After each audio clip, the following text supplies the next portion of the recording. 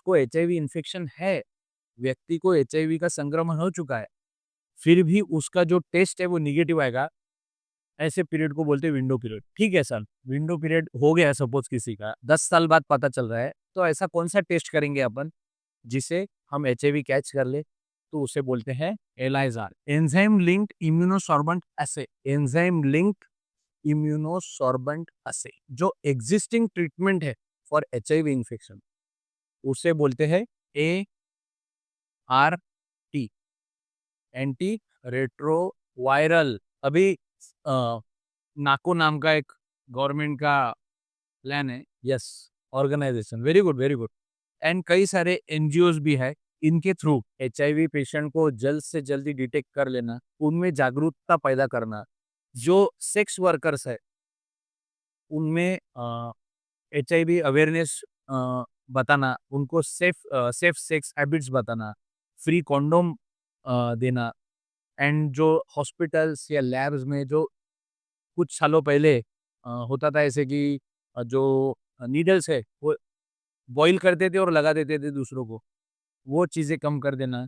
Single disposable needles use करते हैं अभी हम लोग। एंड अगर किसी माता को एचआईवी है and she is about to deliver a baby, तो उसे एआरटी का ट्रीटमेंट पहले से स्टार्ट करना, क्योंकि अभी जो एआरटी ट्रीटमेंट अवेलेबल है, वो 100% मेक श्योर करती है कि बच्चे को एचआईवी होगा ही नहीं। अगर किसी पहले क्या होता था, अबॉर्शन करना पड़ता था या बच्चे को त्याग देती थी माताएँ, है ना? लेकिन ऐसा अभी नहीं है, अभी बहुत अच्छे ड्रग्स है, फ्री में अवेलेबल है ड्रग्स। गवर्नमेंट ने काफ़ी एक्टिवली इसके ऊपर इनिशिएटिव लिया। एंड अभी due to this research and all, HIV का ट्रांसमिशन काफ़ी कम हुआ है। बट सबसे डिफ़िकल्ट चीज़ यही है, जो एचआईवी के डिसीज़ कंट्रोल में हेल्प करेगा, वो है अवेयरनेस। जितना हमारा सोसाइटी अवेयर रहेगा for blood product transfusion, safe sex practices, avoiding multiple sexual contacts, single needle use and maternal to child अगर होता है तो तब एआरटी का ट्रीटमेंट लेना। एंड जितना हम लोग एचआईवी पेशेंट के साथ सिंपैथी दिखाएंगे, उनको अवेयर करेंगे, उनके साथ घुलेंगे मिलेंगे, तो उतना वो छुपाएंगे नहीं। मुझे मेरी एक केस थी ऐसा, ये कई बार इंडिया के हॉस्पिटल्स में होता है।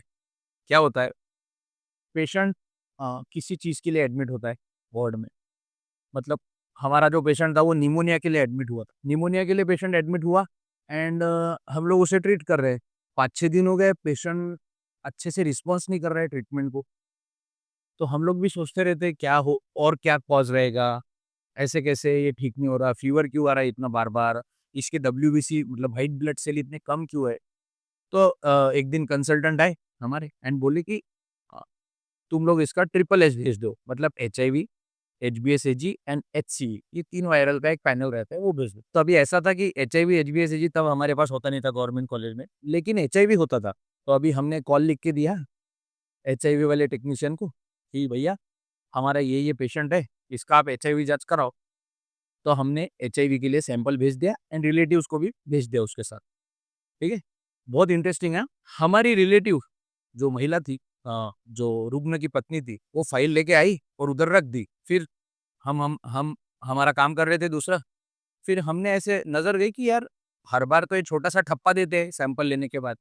इस बार इन्होंने कुछ तो भी बड़ा लिख के भेजा है। तो हमने वो फाइल देखा और वो फाइल पे लिखा था, "this patient is already registered for ART treatment from last 10 years."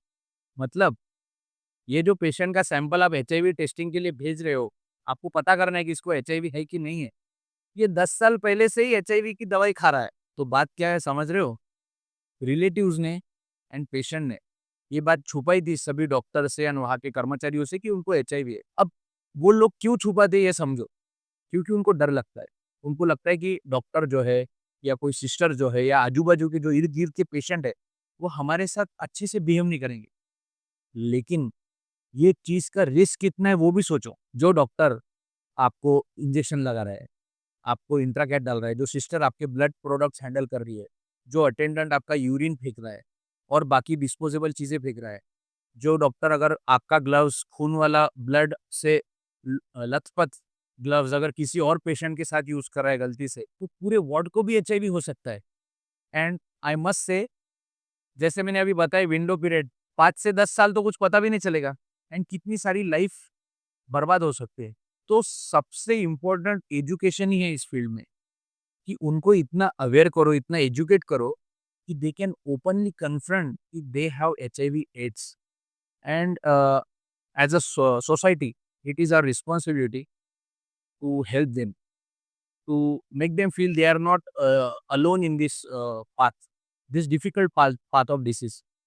And I must say, this is ART treatment जो लेटेस्ट है, वो काफ़ी अच्छी है, काफ़ी उसके जो साइड इफ़ेक्ट है काफ़ी कम है, and it really prolongs the life. But अगर आपको क्वेश्चन पूछा जाए कि is it a curative thing? It can not cure HIV AIDS. Okay?